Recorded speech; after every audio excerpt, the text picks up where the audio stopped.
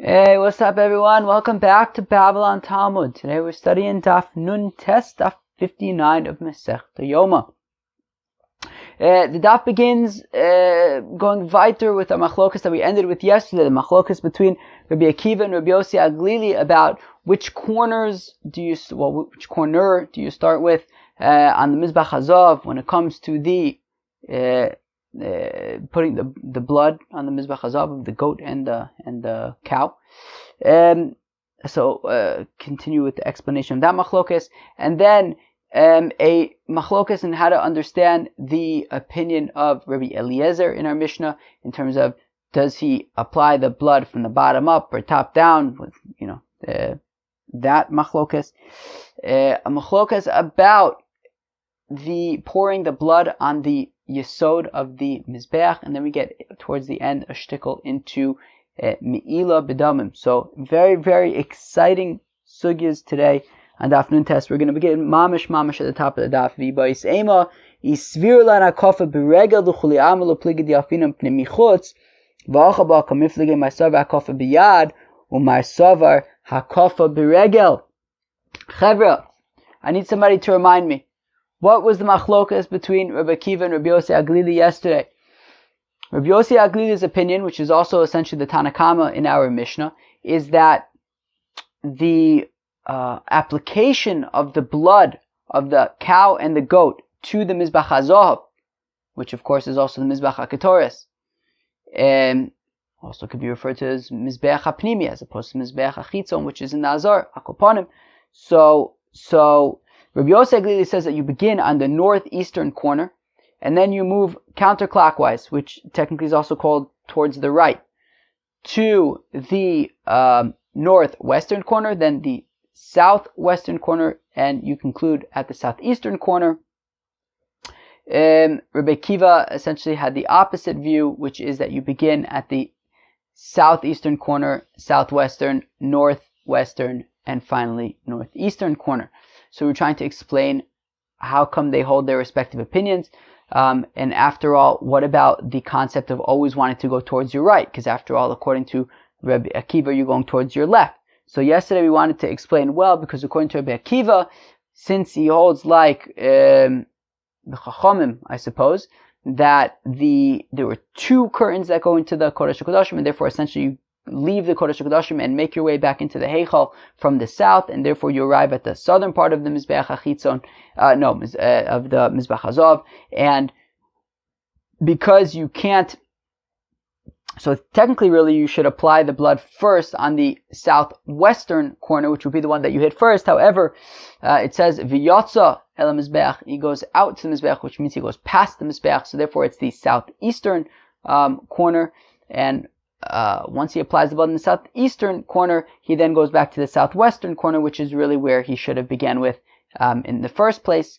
But because of the pasuk that says go out, so you go to the southeastern one, but then afterwards you go back to the southwestern one. Got it? Good. Let's go weiter. So now says the Gemara, v'ibaisema, if you want, I will say, isvir lana kofa b'regel, if everybody would agree, Rabbi Akiva and Rabbi Yossi Aglili, everybody would agree that you walk around the golden Mizbeach, like mamash, walk around it to each corner.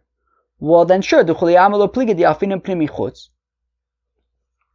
agree that the Mizbeach HaPnimi, the Mizbeach HaZohav, has the same halachis as the Mizbeach HaChitzon, in that, just like in the Mizbeach HaChitzon, you would walk around counterclockwise to your right.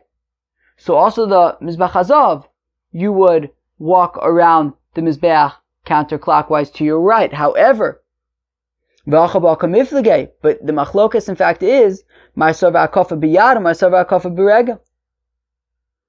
Where so Rabbi Yossi Aglili holds that you walk around the Mizbeach, and for that reason Rabbi Yossi Aglili says that he would walk counterclockwise, just like on the Mizbeach HaChitzon. Whereas Rabbi Akiva holds that the Mizbeach HaZohav is all of 1 amma by 1 amma cubed, squared. Each side was an amma. So so therefore you didn't really have to walk around it. And therefore, according to Rabbi Akiva, you would actually just stand in one place, and you wouldn't actually have to walk around it. And therefore, you can go clockwise, i.e., towards the left. But if you were to have to walk around it, then you would do like in the Mizbeach HaChitzon, that you would walk towards your right. But here you're not walking, so therefore you don't have to do the whole walking to your right thing. Or if you want, I'll give you a different answer. Or you could say, no, Taka, everybody holds Hakofa Biyad. That you didn't actually have to, the Kohen Gadol wouldn't actually walk around the Mizbach Hazav. He would just, reach over and put on each of the four corners. So then if that's the case, then how come Rabbi Yossi Aglili says that he goes counterclockwise towards his right? Period. Right? And the machlokas now is whether or not we apply the halachos of walking to the halachos of applying with your hand. Rabbi Yossi Aglili says, look, if you were to walk around the Mizbeach, you would walk towards your right. So therefore, even when you are applying with your hands, without moving your feet, you're just, reaching over to all the four corners, still you would stick to going counterclockwise to the right. Now, Rabbi Akiva holds that, no, we don't learn out Yad from Regel, and therefore, even though, yes, if he were to walk around the Mizbeach, it would be towards his right, but he's not walking around the Mizbeach, he's just applying with his hand, reaching over, so he can go to his left. But does Rabbi Yossi Aglili really hold that he would simply go around the Mizbeach with his hand without walking? The Seifa says, Rabbi Eliezer Omer b'mkomo omed u'mechate. In our Mishnah that we learned yesterday, at the very top of Nun Ches Amud Beis,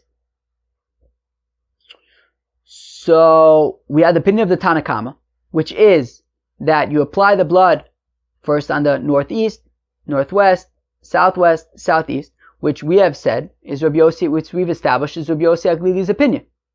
So clearly the Tanna Kama is Rabbi Yossi Aglili. And then if we read weiter in the Mishnah, so then we get to Rabbi Eliezer's opinion, which is that you would actually just stand in one place and apply the blood. So if essentially we're saying that Rabbi Eliezer is arguing on Rabbi Yossi Aglili, and Rabbi Eliezer is saying, wait, you don't move, you just stand in one place and apply the blood, well, doesn't that imply that according to Rabbi Yossi Aglili, you would take a walk around the Mizbach Hazov? So how could we be suggesting that both Rabbi Yossi Aglili and Rabbi Akiva hold that you stand in one place and you just apply the blood to the different corners? Right? Meaning Rabbi Yossi Aglili holds that you would actually walk around the Mizbach Hazov. So rather, scratch that. Let's go back to the previous answer, which is which is that Rabbi Akiva says that you just apply the blood to the corners with your hand without walking around, and therefore you can go to the left, whereas Rabbi Yossi Aglili says you take a walk around it, and that's why you go to the right. Or if you want, I'll say, this is the machlokas between Rabbi Akiva and Rabbi Yossi Aglili. My savar saviv de mizbeach pnimi kesaviv de mizbeach achitzon. That Rabbi Yossi Aglili says, look, when it says saviv, around, in the context of the Kohen Gadol applying the blood to the mizbeach pnimi, so we treat that in the same way that we treat saviv by the mizbeach achitzon.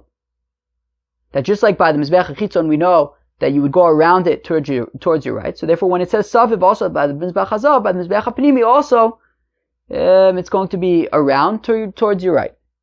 Whereas Rabbi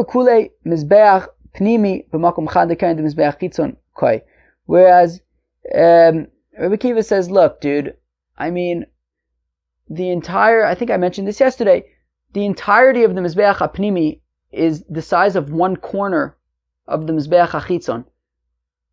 The Mizbeach HaPnimi was 1 amma by 1 amma. The Mizbeach HaChitzon, each corner was 1 amma by 1 amma. So, whereas it makes sense to have to walk around the Mizbeach HaChitzon because it was much larger, right? I think we said it was 32 amas by 32 amas, I think. I believe. Unless it was 30 amas by 30 amas. And maybe the Kevish was 32 amas. I don't know, who could tell me? I think maybe it was taka 30 amas by 30 amas. Anyways, so the entirety of the Mizbeach HaPnimi was 1 amma by 1 amma, which is just the size of one corner of the Mizbeach HaChitzon, and therefore Rabbi Akiva says you don't have to walk around it, and therefore you can just apply the blood to the corners clockwise to your left. Amar Rabbi Yishmael, says Rabbi Yishmael, Shnei Kohanim Gedolim Nishtayru B'Mikdash. You could skip the next word. I don't know, because how would we know about them? Whatever it is. Read it, don't read it. I think maybe it could. I feel like maybe it makes more sense without the word Rishon. The Gra says you could drop it. The Gra is usually a good source to rely upon. I'll drop it. You could read it.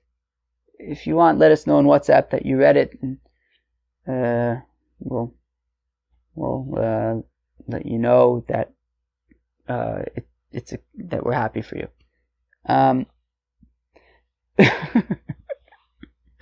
Tada Rabbi Yishmael, says Rabbi Yishmael, Shnei Kohanim Gedolim Nishtayu B'Mikdash. There were 2 Kohanim Gedolim in the Beis HaMikdash. Ze Omer Biyadi Heikafti, Ze Omer Biragli Heikafti. One of them says, look, that when I would apply the blood, I would apply the blood with my hands, without moving my legs. And the other Kohen Gadol would say, look, I would take a walk around the Mizbeach HaPnimi. Zenos and Tamad Dvarv. And each one explained why they felt that they were correct. Zenos and Tamad Dvarv, or explained why they did what they did. Zenos and Tamad Dvarv, Saviv the Mizbeach Pnimi, Kesaviv the Mizbeach HaChitzon. So the Mandamar the Kohen Gadol who says that he would walk around the Mizbeach HaPnimi, he says, look, it says Saviv by the Mizbeach HaPnimi, it says Saviv by the Mizbeach HaChitzon. So just like by the Mizbeach HaChitzon, you take a walk around it. So by the Mizbeach HaPnimi Oichit, you walk around it as well. Okay, fine. V'zenos Tamad Dvarv, and the Kohen Gadol who would just stand in one place and put the blood on the corners, he explained, Kuli Mizbeach Pnimi b'makom chad keren dechitzon kai. He says, look, the entirety of the Mizbeach HaPnimi is the size of one of the corners of the Mizbeach HaChitzon, and therefore you don't need to walk around it. You can just stand in one place. Rabbi Eliezer Omer b'mkomo yo'omer umachate. So Rabbi Eliezer's opinion was that he would just stand in one place and apply the blood to the corners. Masnis and Mani, who is the author of our Mishnah? Meaning, obviously it's Rabbi Eliezer. Who is the one who explains Rabbi Eliezer in that manner, in the manner in which he is explained and described expressed in the Mishnah? Masnis and Mani, Rabbi Yehuda. So our Mishnah is expressing the opinion of Rabbi Eliezer according to how Rabbi Yehuda explained Rabbi Eliezer's opinion. The Tanya, as we learn in a Brisa, interesting, every so often the Gemara will say like Trei Tanoi Aliba de Rabbi Akiva or something like that. So you mamish see that right over here. 2 different Tanoim explaining the opinion of Rabbi Eliezer. So the Tanya, as we learn in a Brisa, Rabbi Meir Omer says, Rabbi Meir, Rabbi Eliezer Omer, Rabbi Eliezer says, B'mkomo Omer umechate, he would stand in one place and apply the blood to the Mizbeach HaPnimi. And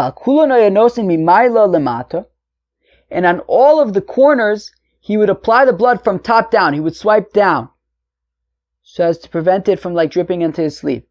The exception being the one that was furthest away to him on the, hypotenuse or whatever, I guess if he's standing by the northeastern corner, so then I guess it would be like the southwestern one, Lamaisa.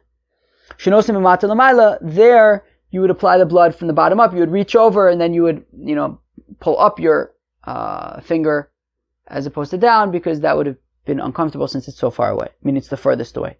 Rabbi Yehuda Omer, it says Rabbi Yehuda, Rabbi Eliezer Omer, it says Rabbi Eliezer, b'mkomo omer umachate, he stands in one place, v'akulanu nosin milamata l'mayla, and that on all of the corners, taka goes from bottom up, chutz mizoshai, so the front of mamish, except for the one that's mamish right in front of him, which if we're assuming like Rabbi Yossi Aglili, that would be the northeastern one, shenosim mimayla l'mata, that there taka swipes down, kiechid lo nitavson mone, so that his clothing doesn't get dirty by the blood dripping on his sleeve, so therefore he swipes down to keep the blood from dripping down his arm and onto his sleeves. It says that then after he applies the blood to each of the corners, he then sprinkles the blood on the tahara of the mizbeach.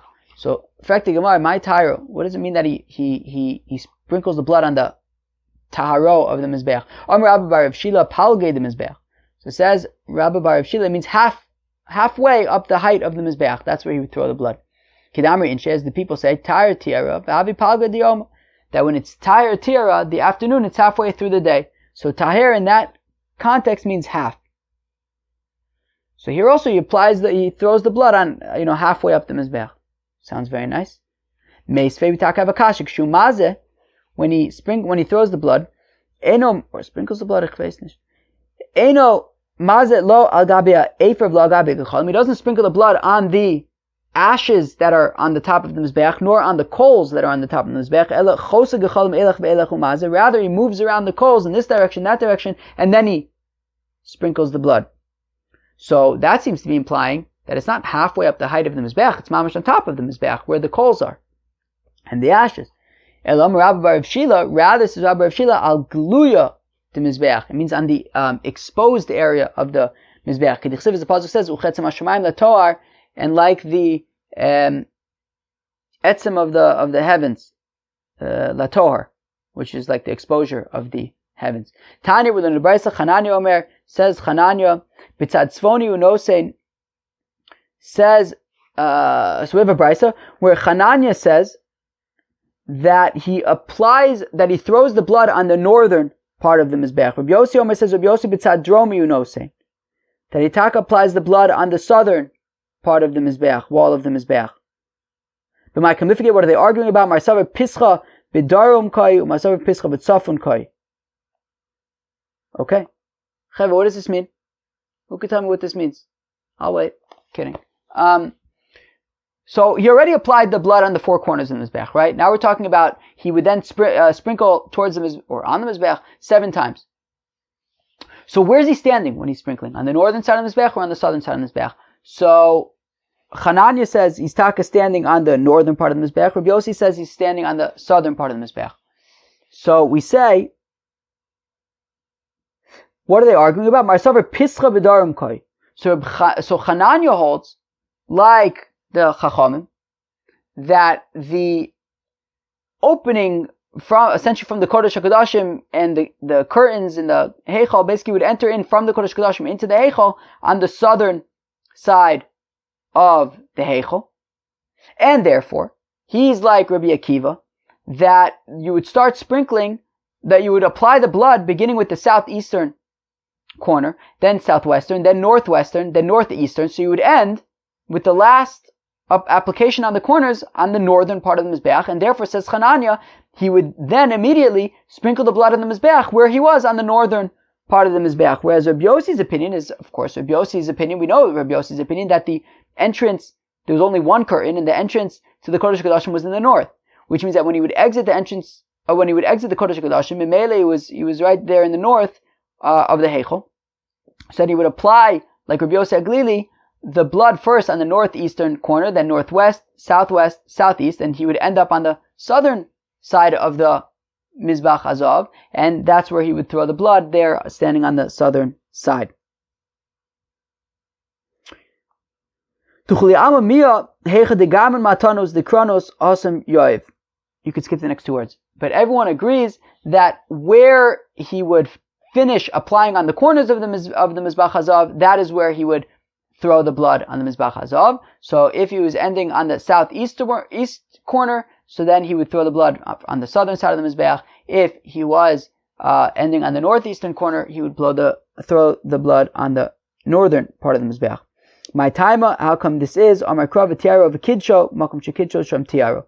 The pasuk says v'tiaro v'kidsho, that in the same place where he does where he's mekadesh, i.e. where he puts the blood on the corners, that's where he is metayirit. Right, al tyro shemazbeach, that's where he throws the blood as well. Alright, sounds very nice. And then the Mishnah says that whatever blood was left over after all that we've been through, whatever blood was left over, he would then pour on the western side of the Mizbeach HaChitzon, on the Yesod over there, right? Of course, the Yesod has come up before, right? The Yesod was like this one amma thing that went around the Mizbeach HaChitzon. It was one amma on the eastern side, and then on the entirety of the northern side, the entirety of the western side, and one amma on the southern side. So the leftover blood from all these korbanos that we've been talking about, the Kodesh Kodashim, heichal, mizbech, Torah, all that stuff, he would then pour whatever was left over on the western part, the yesod of the western side of the mizbech hachitzon. To Amar Kraz, the pasuk says, "Ves kodam apar yishboch," that he will pour out all of the blood of the cow. Okay, v'chinofik ba'u paga b'reisha. And when he leaves the heichal and he gets to the azara where the mizbech hachitzon is, so he's gonna, the heichal is to the west of the mizbech hachitzon. So therefore, Memele, he's gonna arrive at the west, and therefore, that's where he's gonna pour out the blood on the west side of the mizbech hachitzon. The Mishnah had said, "V'shel mizbech hachitzon oyashofech haisodomis," that the blood from the outer mizbech he would pour on the yesod of the mizbech hachitzon that was on the southern side. Taner Rabbanan, the rabbis taught, yesod mizbech ze yesod dromis. Okay, that when the pasuk says by a korban chatas that you have to pour the remaining blood on the yesod of the mizbech hachitzon, it doesn't say exactly which side is the yesod, but it says this brayso Tanakama says ze yesod dromis. It's talking about the yesod of the southern side of the mizbech. Atomi yesod dromis, inu eli yesod maravis. In fact, the Gemara, wait, how do you know that by regular korban chatas you're going to spill out whatever blood is left over on the southern side of the mizbeach? Maybe it's taka the western side. Well, let's compare coming down from the ramp of the mizbeach hachitzon, which is basically what it'll be doing in the context of a korban chatas. So it'll be coming down from the ramp of the mizbeach hachitzon, and let's compare that to leaving the heichal, the Kohen Gadol on Yom Kippur. And we know Ma'yitziyasu min ha'heichal b'samuch lo, ve'ez ze yisod maravi, af yidasu min ha'kevesh b'samuch lo, ve'ez ze yisod dromi. That the Kohen Gadol on Yom Kippur, when he would leave the heichal, where would he pour the blood that was left over? On the closest side of the mizbeach to him, which was the western side. So therefore, let's also say that when it comes to regular korban chatas and he's coming down from the ramp of the mizbeach, he's going to pour the blood on the closest side that's to him, which is the southern side of the mizbeach, which is where the ramp is. So therefore, it'll be the southern side is where he'll pour the blood by regular korban chatas. Tanya, we learn in the brayso, Rabbi Shmuel, it says Rabbi Shmuel, ze v'ze yisod maravi. Says Rabbi Shmuel that both by the Kohen Gadol on Yom Kippur, as well as a regular korban chatas, you would actually spill out the blood on the western side of the mizbeach hachitzon. Okay. Reb Shimon ben Yochai omezev ze yisod dromi. It's interestingly, he says Reb Shimon ben Yochai that actually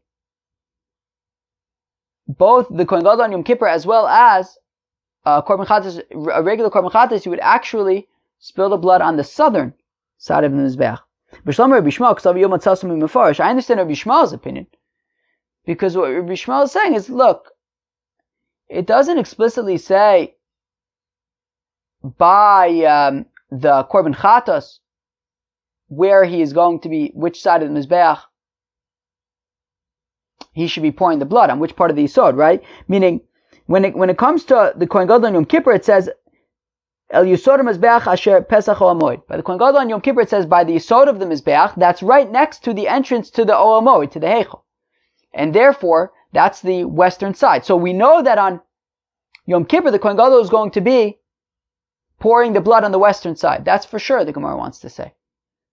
And therefore, I understand Rabbi Shmuel's opinion, which is that both by regular korban chatas as well as on Yom Kippur, you're going to pour the blood on the western side of the Mizbeach on the Yisod, because we know that on Yom Kippur he's going to be pouring on the western side, because it says in the pasuk in the part that's closest to the heichal, and we don't know explicitly which side of the Mizbeach he's going to pour the blood of the korban chatas in general.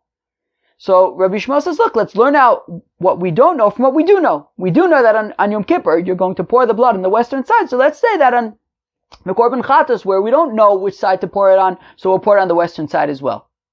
The Tanakhama wanted to say, well, let's say that just like on Yom Kippur, it's the western side which is closest, so therefore on a regular korban chatas, it's the southern side because that's closest. Rabbi Shmuel wants to say, look, It doesn't say explicitly the southern side by a korban chatas. We do know that by Yom Kippur it's the western side, so let's say even a korban chatas also it's the western side. Let's just stick with what we know. But El Reb Shimon ben Yochai my time. But what's pshat with Reb Shimon ben Yochai? He says that even on Yom Kippur you don't pour the blood on the western side. You pour a regular korban chatas as well as the leftover blood from Yom Kippur on the southern side of the mizbech. Ma pitom. Where do we see the southern? That's not explicit anywhere. After all, it is explicit. We thought that on Yom Kippur it would be on the western side. So how is Reb Shimon saying no? Even that is on the southern side.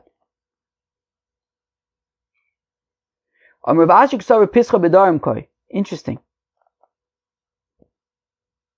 So Reb Shimon's opinion was that the entrance to the heichal was taka to the south of the mizbech, was southward of the mizbech, and therefore, even when you leave the heichal, you would still be on the southern part of the mizbech, and therefore, on Yom Kippur, the Kohen Gadol, the closest part of the mizbech that you would get to would be the southern side of the mizbech, and you would do the same for a regular korban chatas.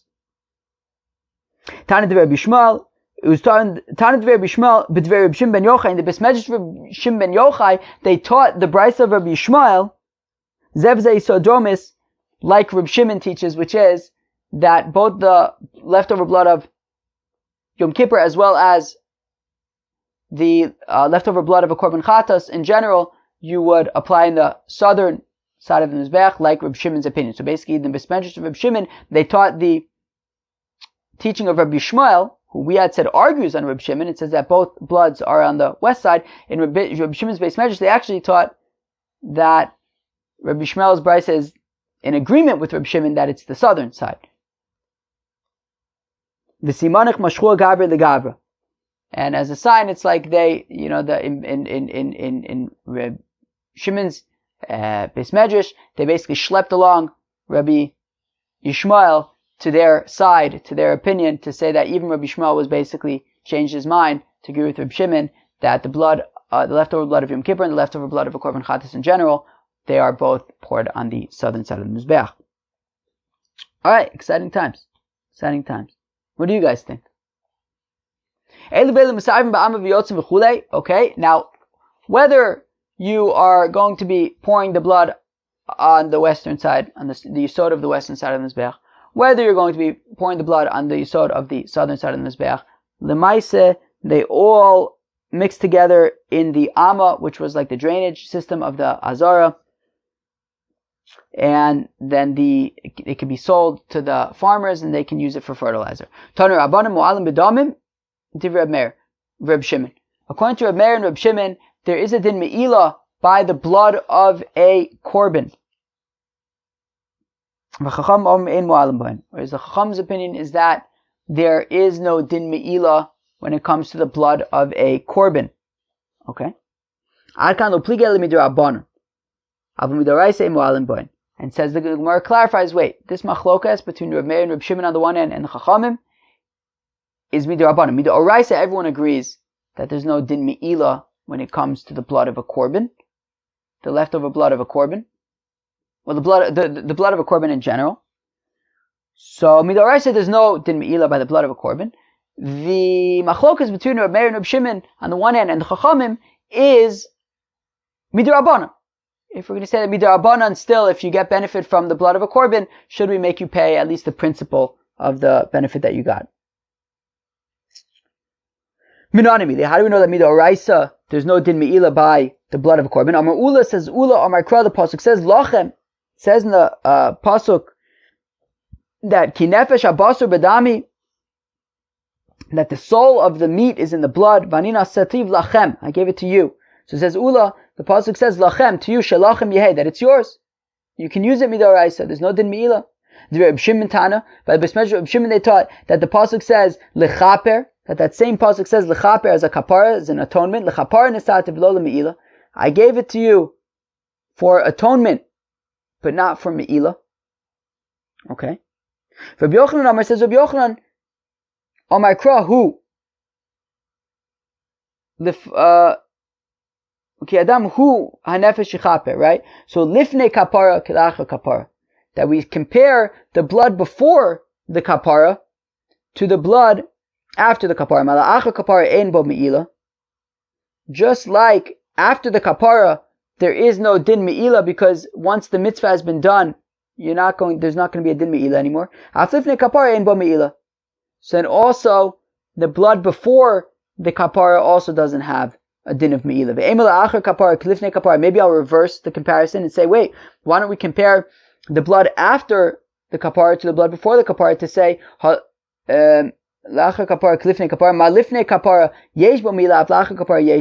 don't we argue that just like before there's kapara, there's me'ila, so also after kapara there's me'ila, and turn the whole thing on its face and say that the taka is a din me'ila by blood. So the Gemara says, we don't have a precedent for such an inyan, a precedent for such a thing, that the mitzvah will already be done and yet there's still a din me'ila. No, once the mitzvah is done, there's no din me'ila. That's that. And therefore, once the mitzvah is done, there's no din me'ila, and we compare the before the mitzvah is done, before the kapara to the after kapara, to say that also before the kapara there's no din me'ila. Chavre, what do you want to do? Should we go weiter or because we're like kind of in the middle of a sugya? Should we go weiter? Let's go weiter, Chavre. Let's do it. Let's go weiter. We'll make some headway into tomorrow's daf. I hope it's okay. If not, you can just pause the Babylon Talmud now and pick it up from this point tomorrow if you want. Let's go weiter. Vilo, is this really true that we don't have a precedent for something that the mitzvah has already been done, and yet there is still a din of me'ila even once the mitzvah has been done? I'm sure you're all thinking, what about Trumas Hadeshen? What is Trumas Hadeshen? Trumas Hadeshen is that the first thing that they would do in the Beis Hamikdash every morning was that they would take a shovelful of the ashes from the day before, that the mitzvah was already done. And we're saying that you can't get any benefit from it. So this is something that the mitzvah was already done, and there's a din me'ila. So the Gemara says that's fair. However, Mishum David Trumas Hadeshen uvigdei kuna shnei ksuvin b'an ke'echad. However, you are 100% correct. Trumas Hadeshen is an example of something that the mitzvah has already been done, and yet there's a din me'ila. However, there's another example, which is the garments that the Kohen Gadol wears when he goes lifnai v'lifnim to do the avoda on the Beis Hamikdash on Yom Kippur. That once the avoda has been done in the Kohen Gadol, the four white garments that he wears on Yom Kippur, once he's used them and worn them, you have to bury them. We saw it's a machlokas. We're going to see that again. It's a machlokas, but right now we're assuming like the chachamim, which is that you have to bury them. So we see, even though the mitzvah has already been done with these garments, there's still a din me'ila. So therefore, says the Gemara, that makes the Trumas Hadeshen as well as the garments that the Kohen Gadol wears on Yom Kippur when he goes into the Kodesh HaKodashim, two examples. Shnei ksuvin abo and kechad. Basically, two examples in the Torah. When we have a situation of two examples, then we say, wait, it's just limited to those two. Meaning, we have a concept, of course, that we know called the binyonav, that if we find a precedent somewhere, we can also try to apply it globally. But that only applies if it's written in one place. If it's written in one place, we could say, hey, look, we have an example here, so let's apply it globally, which is essentially what we tried to do with Trumas Hadeshen. We said, wait, Trumas Hadeshen, even though the mitzvah has been done, there's me'ila, so why don't we say in general, we see that there's a mitzvah, that there's a din of me'ila, even by things that the mitzvah has already been done. But the Gemara says, wait, but there's one more. Also the clothing, the garments of the Kohen Gadol. And because of that, it's no longer like, wait, let's just apply this globally. Then we have to ask ourselves, wait, why is it only in these two cases? If we would be applying it globally, just write it in one place, and we would apply it globally, including also the garments of the Kohen Gadol.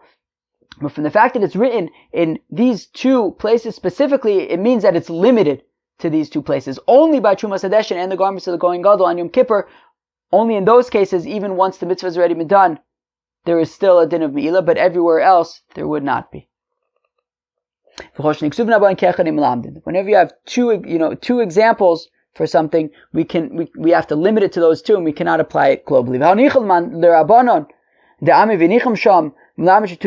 Well, this is all good and well, according to the rabbis who say that the garments that the Kohen Gadol wears on Yom Kippur, you have to bury them. You can't get any benefit from them. But what about according to Reb Dosa, the Kohen Hedjid, who says that the garments that the Kohen Gadol wore on Yom Kippur, those garments can be worn by a regular coin the rest of the days of the year, so there's no din of me'ilah by the garments of the Kohen Gadol, which therefore makes Trumas Hadeshen a singular example, in which case why don't we use it, make a binyanam, and say that just like by Trumas Hadeshen, the mitzvah has been done and there's a din me'ilah, so by all mitzvahs, even once the mitzvah has been done, there's still a din of me'ilah.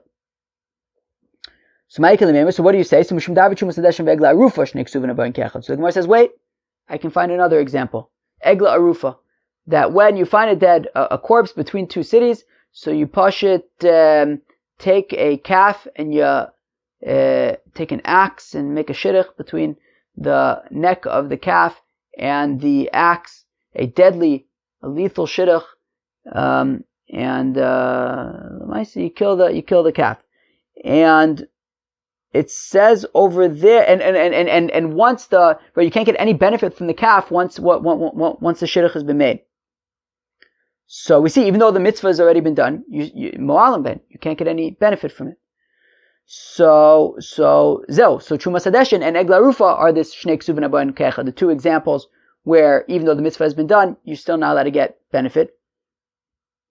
But in all other cases, once the mitzvah has been done, you will be able to get benefit. Okay, well this works out according to Manda Amar, who holds of that, which is that whenever you have Shnei Ksuvin Haba and Kecha, two examples, but then you have to limit it to those two examples, and you cannot apply it globally. But according to the Manda Amar, who says that, wait, two, great. I mean, you have two examples. I mean, that sounds great. Apply it globally. But according to the Manda Amar, who says that, who doesn't hold of this concept of if it comes up in two places, it's limited to those two places. According to the Manda Amar, who says that you could apply it, so you could still apply it globally. Well then I'll say that just like by Trumas Hadeshen and by Egla Arufa, there's a din me'ilah after the mitzvah has been done. So also I'll say everywhere there's a din me'ilah even after the mitzvah has been done. So the Gemara says no. Tremute ksive. It says both by the Trumas Hadeshen and by the Egla Arufa respectively a mi'ut, a limiting word. V'samo. It says by the Trumas Hadeshen v'samo etzel mizbeach. You will put it to the exclusion of other things. Ha'arufa, the egla, the calf that is killed. So those are the hay is limiting. So therefore, we're saying that each one, sort of inherently limits this concept of not getting any benefit after the fact, after the mitzvah, to them and not globally. Okay, now maybe here we should hold it. Oh, but no. Chevra, can you give me like 5 minutes? Let's just finish this up. It's a flow. That way we won't have to remember where we were yesterday. Okay? Or today, tomorrow. Chevra, we're going weiter. Sorry to hold you captive. We're going weiter. So vani tlasakrai bidam lamali. Now, how come when it came to blood, right, we had three opinions. We had the opinion of Ula, which is lachem, that it's yours, that, do whatever you want with it. There's no din mi'ilah. Then we had also Reb Shimon, who says, right, in the base measure of Reb Shimon, l'chaper, I'm giving it to you as a kapara, not for mi'ilah. And then we also had Reb Yochanan, who says that it says who, and which compares before kapara to after kapara to say also there's no din mi'ilah. So, how come we needed in that one pasuk in the context of the blood, three different mi'utim? Three different exclusions. So one is to exclude from noser, that if you have blood that was left over and wasn't, poured out or done whatever you had to do with it before the its allotted time, probably before the next day. So if you were to consume that blood, you would not be chayav for eating noser. And then one, of course, as we said, to exclude it from mi'ilah, to say that there's no din mi'ilah by the blood. That also, if you consume the blood in a state of tuma, right, you're not allowed to eat kodshim when you're tameh. But if you consume the blood in a state of tuma, you're not going to be chai for eating kodshim betuma. You you'll be chai for eating blood, but not for kodshim betuma. Fine. But the pasuk did not need to exclude blood from the din of pigul. Pigul, of course, is a korban that you have in mind when you slaughter it or do any of the four primary avodas to chutz limkomo, chutz zmano, right, to consume it outside of its proper time or outside of its proper place. So you don't need to exclude blood from the chiyuv of pigul. D'tanan, because we already know that it's excluded. Kol sheyesh lo matirin bein la'adam bein l'mizbeach chayav an olav mishum pigul v'adam atzmo matir hu. That pigul only applies to things that have to become permitted. Right? For example, korban.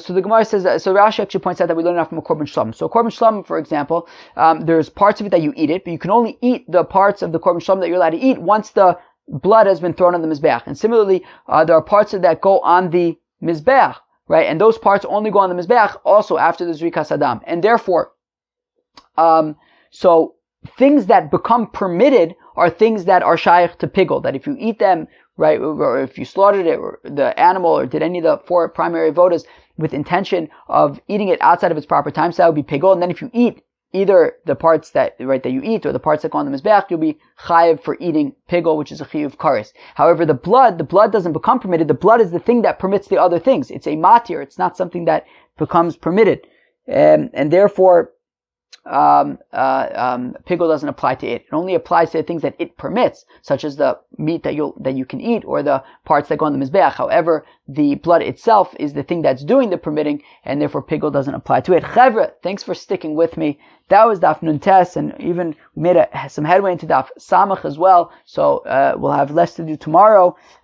Thanks for bearing with me to finish up the flow. Chevra, what did we discuss today? At the beginning of the daf, we continued on the machlokas between Rabbi Yossi Aglili and Rabbi Akiva, which is Rabbi Yossi Aglili says that you apply the blood to the mizbeach hapnimi, starting with the northeastern corner, making your way to the southeastern corner. Rabbi Akiva says the opposite. We gave a few different ways of explaining that machlokas, maybe because according to Rabbi Yossi Aglili, he's walking around it, which is why he goes counterclockwise to his right. Rabbi Akiva says that no, he's not walking around it, he's just applying it because it's not such a big mizbeach anyways. He's just applying the blood standing in one place, and therefore he doesn't have to go towards his right like he would if he was walking.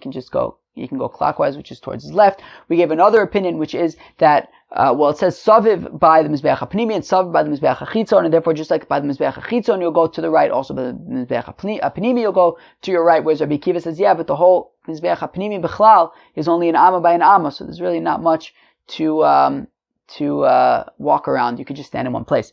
Then we saw a machlokas between Rabbi Meir and Rabbi Yehuda about the opinion of Rabbi Eliezer, that Rabbi Eliezer in our Mishnah says that you stand in one place and you apply the blood to 3 of the 4 corners down to up, whereas by the corner that's immediately in front of you, you go up to down.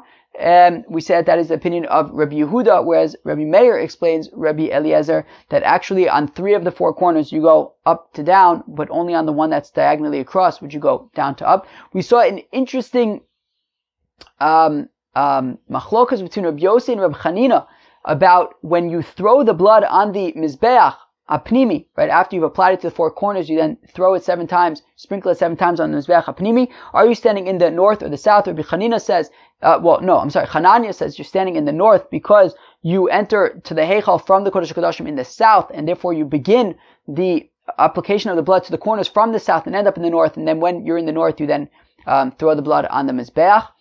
And according to Rabbi Yossi, you enter into the heichal from the Kodesh HaKodashim in the north, and you apply the blood from the corners beginning in the north, making your way to the south, and therefore when you're in the south, you would then sprinkle the blood on the mizbeach.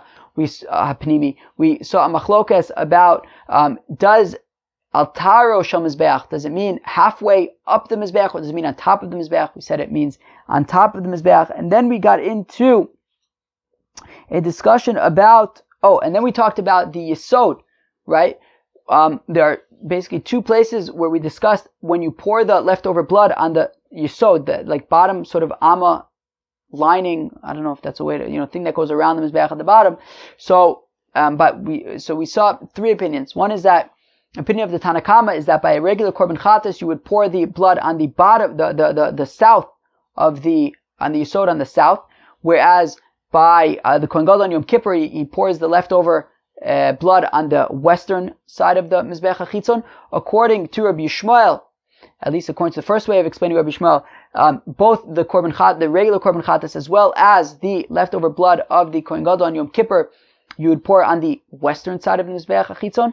And according to Reb Shimon, both the blood of regular Korban Chatas and the leftover blood of the Kohen Gadol on Yom Kippur, you would pour on the southern Yesod of the Mizbeach HaChitzon. Then we learned about blood, and we said that when it comes to blood, there is no din of Me'ilah by the blood of a korban. We talked about it was a machlokus between Rabbi Meir and Rabbi Shimon on the one hand, and the Chachamim, and they say, Rabbi Meir and Rabbi Shimon say that there is a din of Me'ilah by the blood of a korban, whereas the Chacham say that there is not, and we say that that's only midirabanan. There's a machlokus, but everyone agrees that midoraisa there is no din Me'ilah. We then discussed the question of if there's a din of Me'ilah by things that the mitzvah has already been done. We said that the answer is no. There's no din of Me'ilah when the mitzvah has already been done. We said, wait, but what about Trumas Hadeshen? We say, well, Trumas Hadeshen and the garments of the Kohen Gadol on Yom Kippur are two examples of where there is a din Me'ilah even once the mitzvah has already been done, and you cannot apply that globally because it's what's called Shnei Ksuvin Abayin Ke'echad, and you can't learn out from two examples. If you have one example of something, you could try to apply that globally. But two examples are limited to those examples. We said, wait, not everybody agrees that the clothing of the Kohen Gadol, there's a din Me'ilah. So we said, well, okay, but by the Egla Arufa, there's a din Me'ilah. You can't get benefit after the mitzvah has been done. So that makes Trumas Hadeshen and Egla Arufa Shnei Ksuvin Abayin Ke'echad. Therefore, you cannot apply that globally, and therefore we can maintain that there's no din of Me'ilah once the mitzvah has already been done. And then we said that by blood, it is excluded from three things. Of course, as we said, it's excluded from the din of Me'ilah. It's also excluded from the din of noser, that if it's leftover blood, if you consume that blood, you will not be chai for noser, just for consuming blood, and also excluded from consuming it if you are tamei. It will not be treated as though you ate kachim betuma. Chevre, that was daf nun tes of Masechta Yoma. I hope you enjoyed it very, very much. Once again, thanks for bearing with me to go a shtickle weiter, which means that tomorrow we'll have to go a shtickle the opposite of weiter. Chevre, have a great day. Cheers.